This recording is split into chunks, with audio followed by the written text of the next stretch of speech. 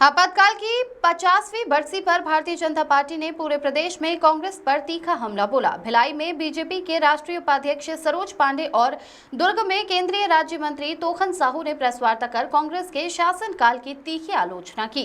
वहीं केंद्रीय राज्य मंत्री तोखन साहू ने दुर्ग में कहा कि कांग्रेस को लोकतंत्र पर बोलने का कोई नैतिक अधिकार नहीं है। उन्होंने कहा कि 25 जून 1975 को इंदिरा गांधी ने लोकतंत्र का गला घोंट दिया था और आज भी कांग्रेस के नेता लोकतंत्र की दुहाई देकर जनता को भ्रमित कर रहे हैं। उन्होंने आरोप लगाया कि कांग्रेस ने संविधान के साथ कई बार छेड़छाड़ की, राज्यों में राष्ट्रपति शासन लगाया और सत्ता के लिए हर लोकतांत्रिक मर्यादा को तोड़ा। Bureau report. देश में लोकतंत्र है और लोकतंत्र की खुली हत्या आज से 50 वर्ष पहले 25 जून को मध्यरात्रि में किया गया।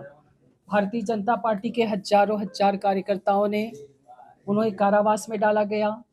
देश के कार्यपालिका, न्यायपालिका, विधानपालिका, किसी भी पालिका पर कोई कार्य नहीं हो सकते थे, सब पर सेंसर हो गया था। और सबसे दुर्भाग्य की बात ये थी कि राव का उपयोग देश के प्रधानमंत्री ने भारत के अंदर ही खुफियागिरी करने के लिए किया। इमरजेंसी में नसबंदी जैसी चीज़ें लागू की गई, जो लोगों को उसमें प्रताड़ित किया गया। उसके माध्यम से लोगों ने अपनी दुश्मनी उस नसबंदी के माध्यम से निकाली। यहाँ के कांग्रेस पार्टी के नेता और मजबूत होकर उभरे। उन्होंने अपने तमाम विरोधियों को खत्म करने की साजिश करी और बहुत से लोग जो मीसाबंदी थे कहाँ गए हैं, उनके परिवार के लोगों को नहीं बताया। आज 50 वर्ष बीतने के बाद भारतीय जनता पार्टी ने पूरे देश में कार्यक्रम चलाया है कि हम 25 जून को पूरे देश भर में सभी जिले में इस कार्यक्रम को करेंगे और एक सेमिनार के माध्यम से हम इसकी जानकारी नीचे तक लोगों को बताएंगे कि किस प्रकार से तात्कालिक प्रधानमंत्री इंदिरा गांधी ने देश में इमरजेंसी लागू करी और उन्होंने यहाँ पर पत्रकारों के ऊपर उनकी लेखनी को विराम दिया। सेंसर के माध्यम से समाचार पत्रों को बाहर आने की शुरुआत करी, रेडियो से लेकर, चूँकि उस समय तो टीवी था नहीं, इसलिए सभी विषयों को उन्होंने बंद कर दिया था।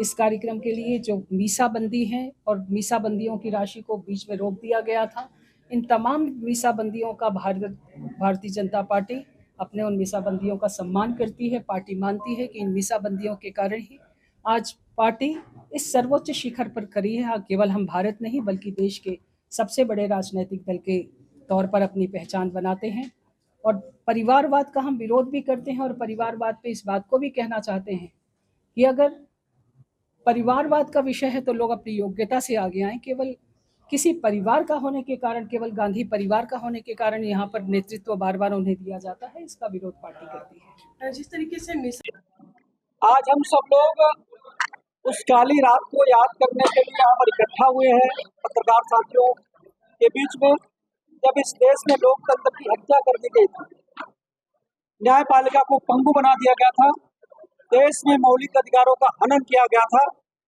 पत्रकारों की स्वतंत्रता को समाप्त कर दिया गया था और सेंसरशिप लगा करके पत्रकारों को जेल भेज दिया गया था। तब तत्कालीन प्रधानमंत्री श्रीमती इंदिरा गांधी जी के द्वारा आज के दिन यानी 50 साल पहले देश में आपातकाल लगा करके देश की आत्मा पर छुरा भोंकने का काम किया गया था।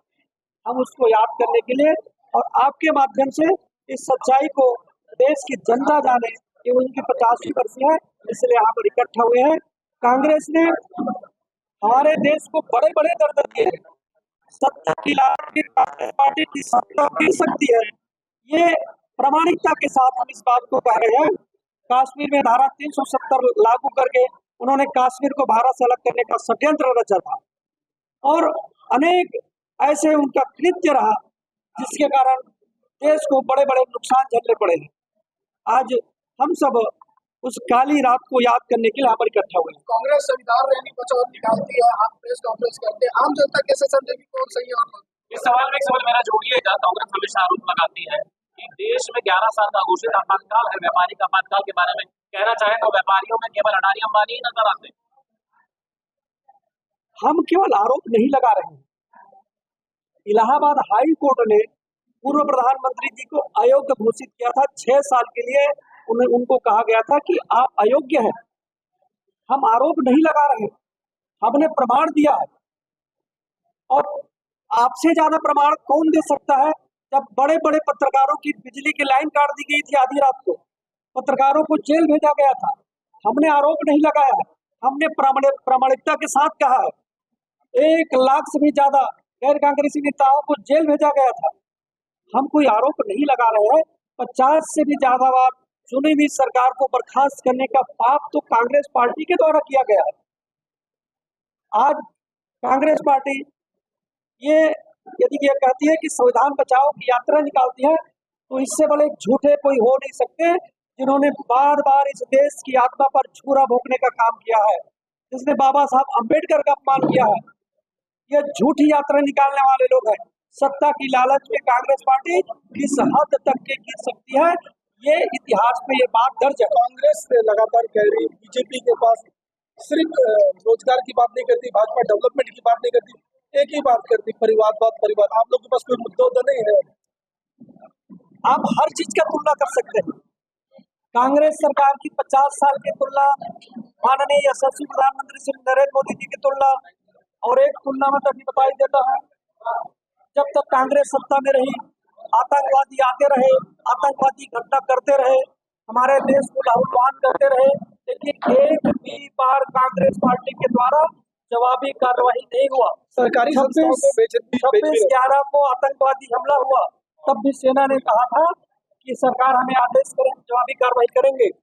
अब मोदी जी की सरकार है, उरी में आतंकी हमला हुआ तो सर्जिकल स्ट्राइक, पुलवामा में आतंकी हमला हुआ तो पाकिस्तान के अंदर घुसकर मारने का काम हुआ, पहलगाम में आतंकी हमला हुआ तो ऑपरेशन सिंदूर चला करके दुश्मनों के घर में घुसकर के मारने का काम आज भारत करता है। सरकारी संस्थाओं को बेचने का भी आरोप है। छत्तीसगढ़ में यादव समाज नाराज है, वो कह रहे हैं कि निगम मंडल आयोग और मंत्रिमंडल में जगह नहीं मिली है।